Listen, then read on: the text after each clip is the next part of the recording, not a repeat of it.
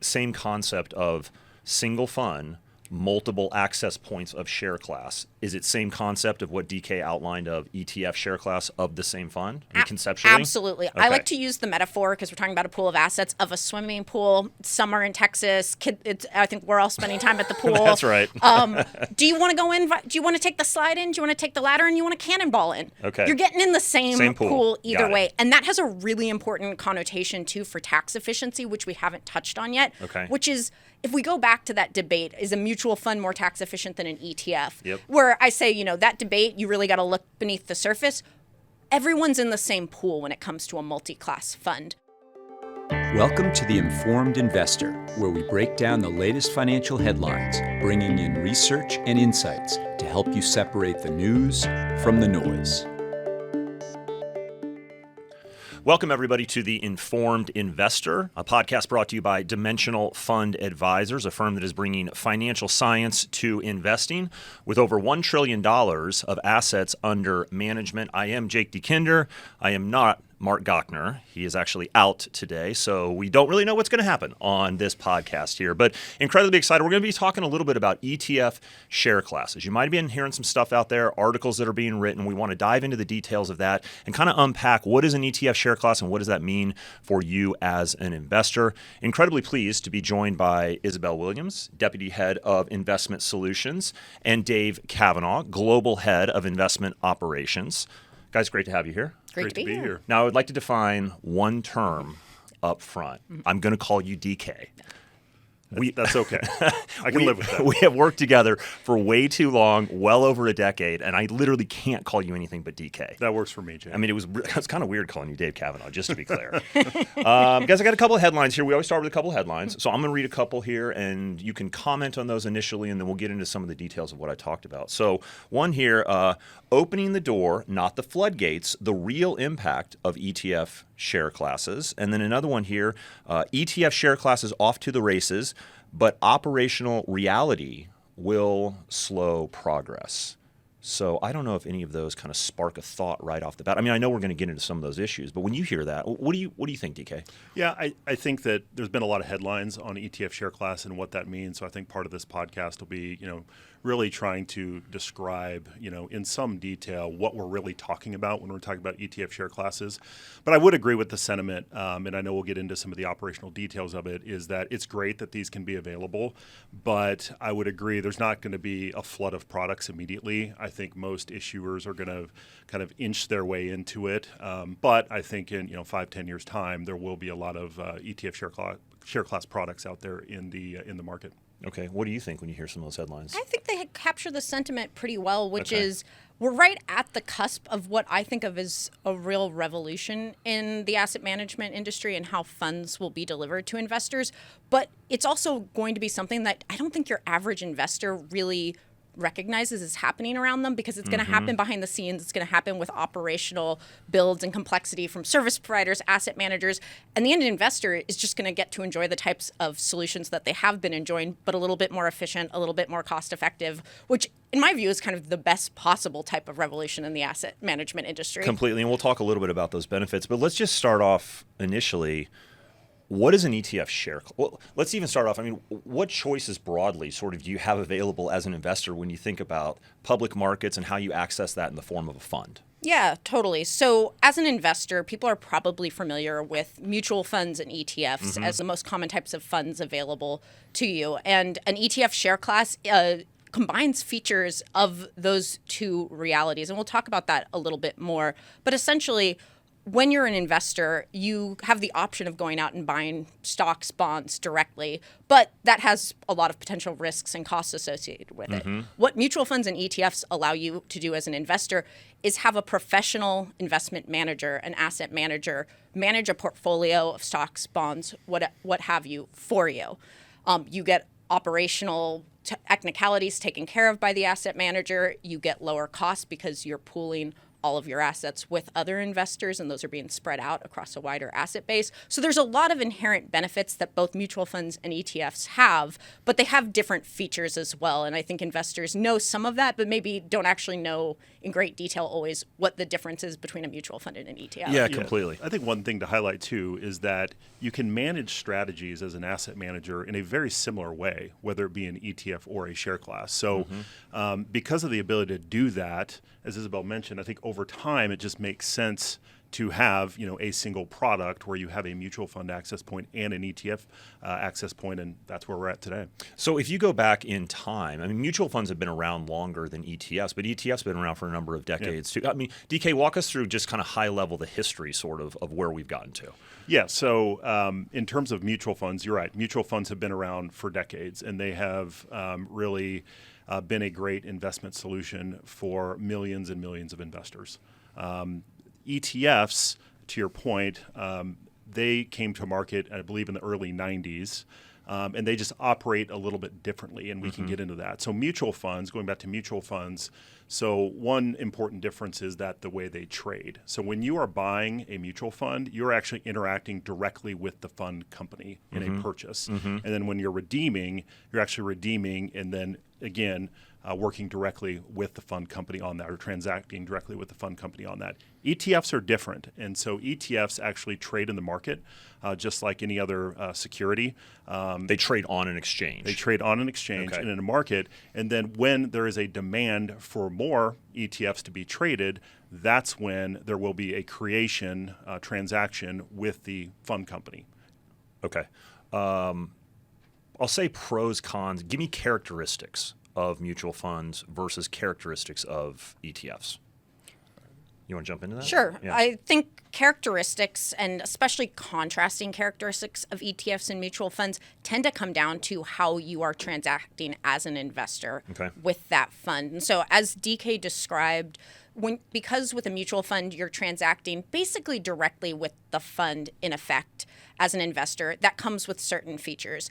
The main one that I think is helpful to understand is that when you transact with a mutual fund, you're getting to buy or sell that mutual fund at what we call NAV, which is net asset value. And it's basically the assessed value of all the underlying securities in that mutual fund. And the asset manager who runs that fund sets that value, that NAV, once a day at market close. So if I place a trade in a mutual fund mid-afternoon, what I actually end up paying for that or receiving for that is that net asset value, and I don't know that price until the end of the day. Gotcha. That has some benefits for an investor. It means that you don't have to stress about how you're placing that trade. You're going to get that NAV value either way. That can be great, but it also means you only have that one chance on a day to basically buy or sell. An ETF, you're trading like a stock. You're trading it on an exchange, like we mentioned before. And that means that you're getting it at market price. You've got to be thoughtful about how you place that trade. There are trading best practices to keep in mind. But that also means you can buy or sell throughout the day. You don't have to wait for the NAV value to be struck after hours. That has some potential benefits as well. It really comes down to what you prefer and how you want to transact with a fund. Yeah, and I think to your point there that you made earlier, which is sort of when you think about an investment process or a way to manage money, you really can do it similarly in a mutual fund or an ETF. And one other comment I just want to get in is that I think there has been a narrative, and maybe rightly so, about this idea of tax efficiency of ETFs. And I do think there has been some truth to that. And we don't have to get into the details, but you actually can make or do similar things in a mutual fund as well. Is that correct?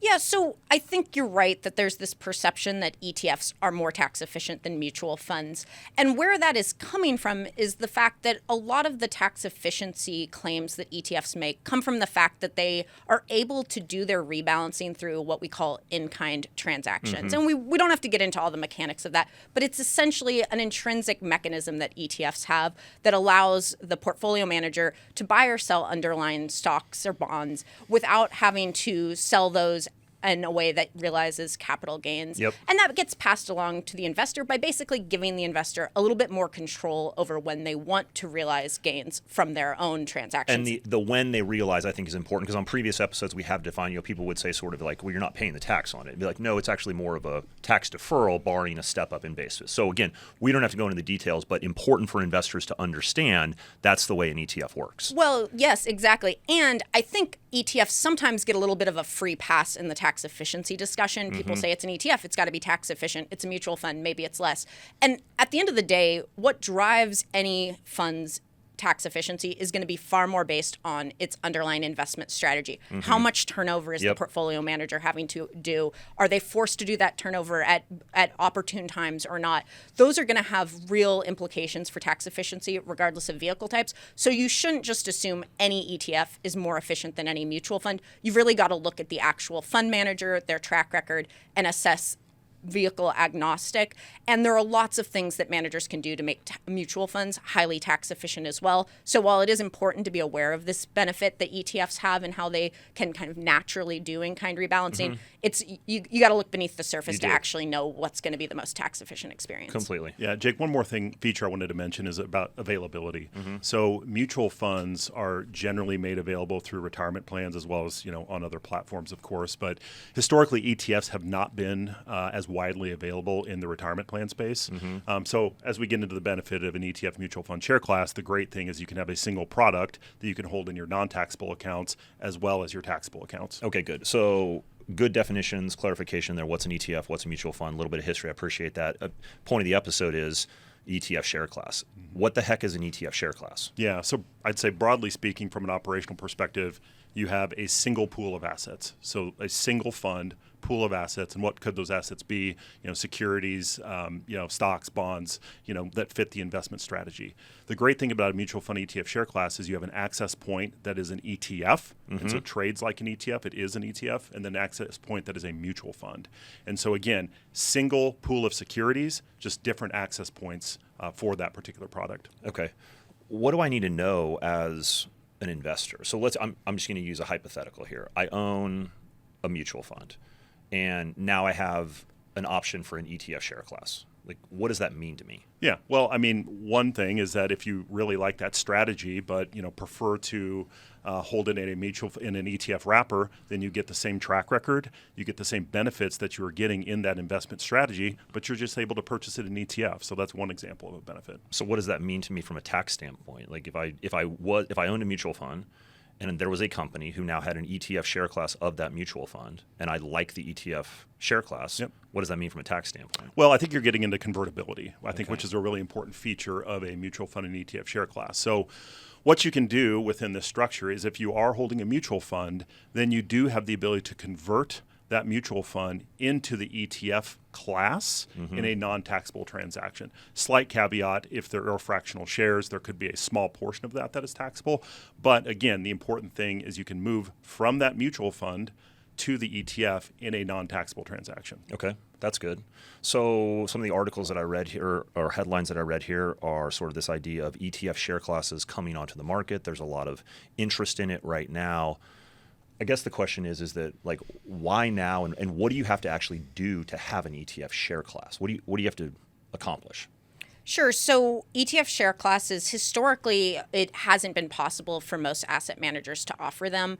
In order to be able to offer an ETF share class, you have to get something called exemptive relief from the SEC. There's a whole process involved with that. Dimensional actually undertook that process, applied for exemptive relief to be able to offer ETF share classes, and we were granted exemptive relief to be able to do so in 2025.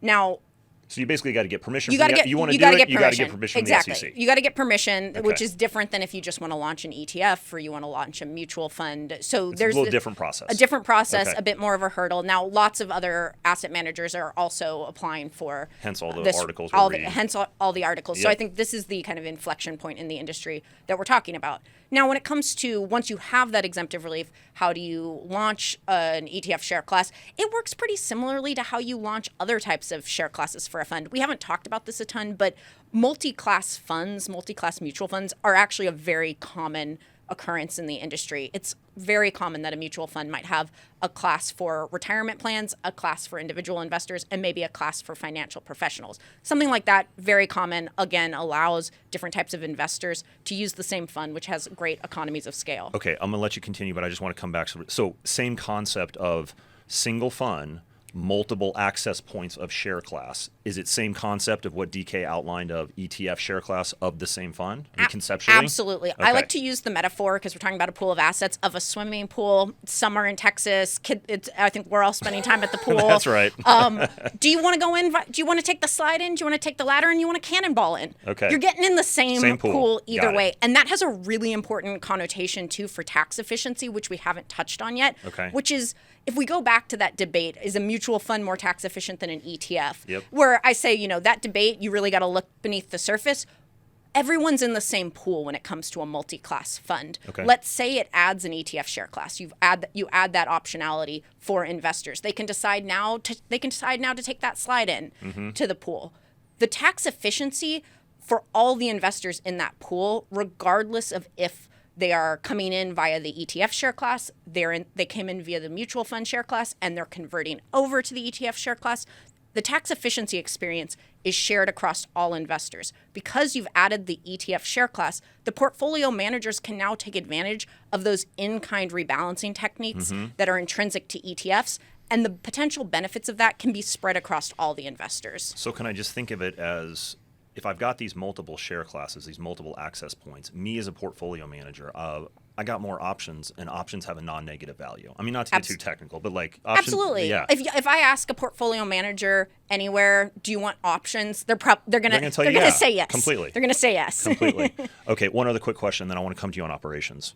I was in Atlanta a couple of weeks ago. Some financial professionals were asking questions, and one thing that came up was track record. So the mutual fund's been around. The ETF share class is new. How does that work with the track record of the fund? Because for a lot of people, and definitely maybe more in the professional area, track record is important.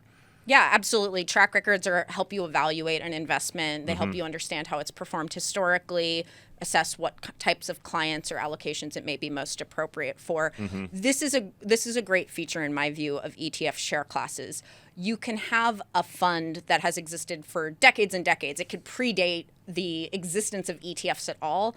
And when you add an ETF share class to that mutual fund, it shares the historical track record. Okay, so it because carries it's that over. same underlying pool. Exactly. Okay. Carries that same historical track record. It shares that. And then going forward, you'll also have a very similar performance experience between share classes, because the only difference you would expect between those share classes' performance is going to come down to differences in operating expenses for different share classes, which tend to be fairly small, though it can vary by fund manager. Okay, that's good. All right, so one of the headlines I read here was ETF share class is off to the races, but operational reality will slow progress. I mean, talk to me about maybe where we are at in the industry and why that headline there could have some truth to it. Yeah. So going back to your question, though, Jake, about what does it take to kind of stand up an ETF share class, there are some, I am in operations, so I do have to comment. I know you are, DK. there is a fair amount of work that it takes to actually, kind of onboard an ETF structure into a mutual fund. So take the example of, you got a standalone mutual fund today. You want to create an ETF share class of that. Isabel obviously walked through a lot of the benefits of that, but you do have to retain service providers to perform those ETF operational services, transfer agency services, and importantly, you have to have the capital markets capabilities, which a lot of firms have been building up over the last few years with respect to standalone ETFs. But the same would hold true for an ETF share class of a mutual fund. So capital markets teams are those that actually, interact with the market participants out there, pay attention to trading quality. There is a little bit more work in terms of, standing up an ETF share class after you get through the SEC exemptive relief process. DK, one thing that I've learned of working with you for a decade is there's always a lot more work behind the scenes. Sort of us sales guys are like, it's so easy, no problem, make it happen. And you're like, no, we actually have to do a lot of work. Yeah. So, but I think, the question you're really getting at before, though, are around what do we mean in these headlines by these operational challenges? So I think what that's really getting into is the challenges around conversions from a mutual fund to an ETF. And the way I described it before, sounds very simple, but the reality is that the trading systems and operational infrastructure that were built for ETFs are very different than what was built for mutual funds. Okay. So what does that mean? It means that these two systems, and this is an industry-wide issue, they don't talk to each other. So they've historically not talked to each other. So when you talk about converting a mutual fund to an ETF, you've got to have the ability for the client's custodian to send an order in to the mutual fund transfer agent that then communicates with the ETF transfer agent, and then which issues the shares, and then those shares go back to the end client's custodian for delivery to that client. That has Those not been pipes set up. have not been. That has not been set up. The Depository Trust Clearing Corporation is really an industry utility. They do a lot of great things for the industry, but one of the things that they have done and released last month was protocols around what that messaging looks like. So the intermediary can transmit that information to the mutual fund transfer agent, to the ETF transfer agent, and then back the share delivery back to the client's custodian. So that's where we're at today. But here's the reality, though, is all of the service providers, within the industry then have to build technology and operational systems that can leverage those capabilities that I described, and they have to test to that. And so the industry has been working extremely hard, at this for quite some time. The reality is that they'll probably have some of the service providers will have that functionality available later this year, but we're looking probably 2027, 2028 before it's broadly available. It just takes a lot of work to get those systems talking to one another. Correct. Okay. And I think it's worth underscoring all that complexity, the mechanisms DK is talking about are really specific to that conversion mechanism, that ability for an investor who holds a mutual fund share, and then their mutual fund adds an ETF share, to convert their mutual fund shares into ETF shares and have it be not a taxable event, generally speaking. Of course, today, if you're in a mutual fund and you want to buy an ETF, you could sell that mutual fund, buy that ETF, but that's going to be a taxable event. There's transaction costs. Yep. There's all sorts of frictions that conversion does away with, and that's what's really elegant about the conversion solution as an investor. For DK, I don't know if elegance is the word he's going to use to describe all the work he and his team and the service providers have to do, but as an investor, all that work is going to solve this friction that people have been dealing with anytime they want to move between a mutual fund and an ETF share. Okay. When we get down the road and we've got some more of those pipes talking to one another, DK, are we going to have a beer together? We may do that. You're going to feel really good. You're buying. I'm buying. That's a total deal. Okay, listen. Kind of walk me through what are the main takeaways from this discussion here. I'm an investor. What do I need to know? So I think the main takeaways I would have as an investor is that there is something very exciting happening behind the scenes in the asset management industry right now, largely thanks to work from DK and other operations professionals around the industry, which is that you are going to have the opportunity in a much more widespread way than has been the case in the past to have this vehicle structure, this multi-class structure that gives you choice of access points. Do you want to trade a mutual fund or an ETF? It lets you put that choice as a secondary matter so that you can focus first and foremost, what fund do I want to be in? What investment strategy do I like? And then you can walk up to that fund and decide which pathway you want to trade in and out of it through. You'll have that choice. That means that the fund you're getting has increased efficiencies of scale. It has that long-term track record. It has this conversion feature, and it has this potentially enhanced tax efficiency. So you're getting a better fund potentially, you're getting more ways in and out of that fund, and you're getting this conversion mechanism that is only available in this sort of multi-class ETF share class structure. So you're getting a lot of additional features and potential benefits, while in effect, it's the same funds you've always known and loved. So that's what I mean about, I think you're getting a quite revolutionized experience as an investor, but there's no work that you have to do. You can kind of just sit back and see the expanded choices in front of you. It's exciting. Guys, Isabel, DK, thanks for coming on the broadcast. Great discussion there, I think, and more to come. So we'll see how everything continues to evolve. All right, everybody, thanks for tuning in to The Informed Investor. A couple of things to note here.